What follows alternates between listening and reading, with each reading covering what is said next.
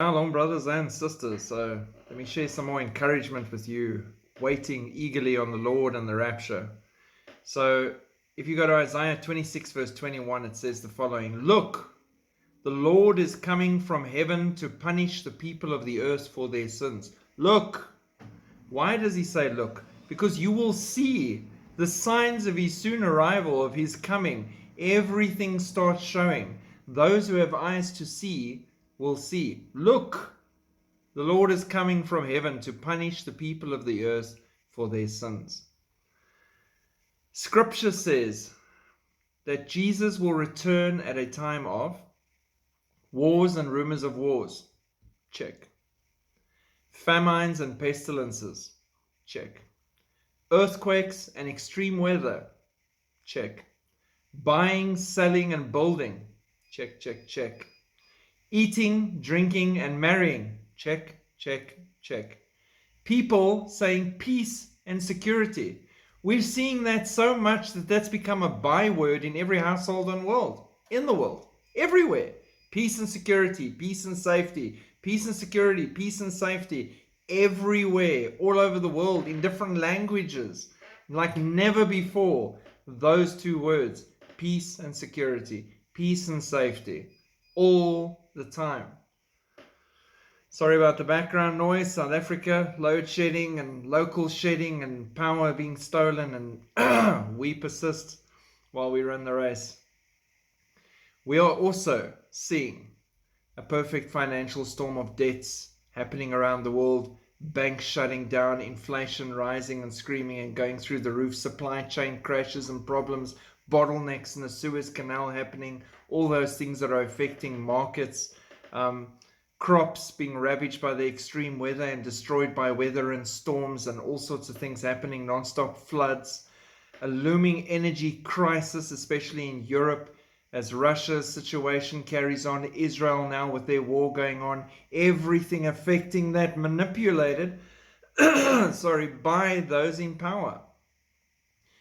People that can control the lawlessness just disappearing, whole police stations that are resigning and leaving towns and areas without any police at all, fire and healthcare worker shortages everywhere, soaring drug abuse. We're seeing entire cities just given over to drugs, and people everywhere just on the streets. No one's even helping them or intervening or trying to do anything, because why? They want to drive depopulation. They're saying, how encouraging is this? Please bear with me.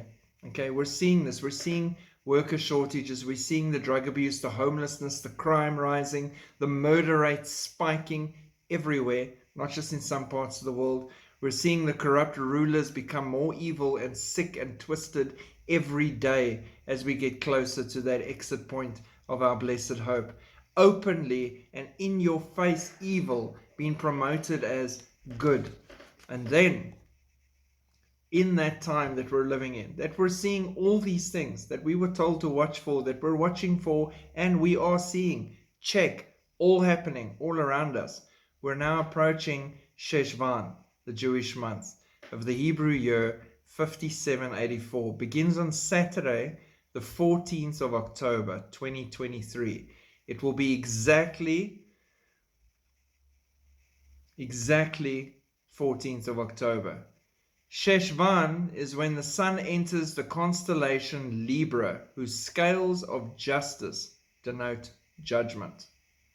Right? Sheshvan is when Noah's flood began and ended, Genesis 7 to 8.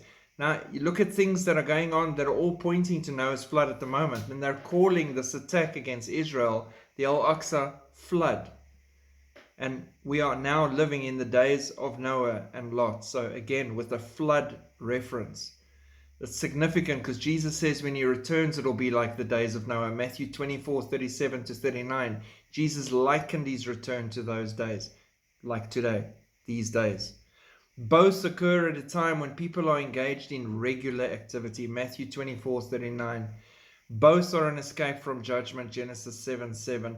Both are a time when a door is shutting, like God shut the door on the ark, and there's a separation between the righteous being taken and the unrighteous going through that period of judgment. Genesis 7:13. Both are connected to the number 6. Noah was 600 years old when the flood began. Humanity will be 6,000 years old when the final judgment begins. And all of that just ties together so beautifully as a warning or a shout or a bell that's ringing. Get your lamps ready. Are your lamps lit? Do you have oil in them? Are you shining in the darkness? How much easier is it to do a pickup? Not that they need help, but to do a pickup in a pitch black dark world when you see bright points of light shining the light of Jesus Christ. Home in on the lights, pick them up, let's go. The ones that are sleeping that have no oil in their lamps aren't shining. The ones that are shining, easy to detect and pick up and go. And I got to tell you, these lights are shining brightly in a time of severe darkness, depression, and evil in the world.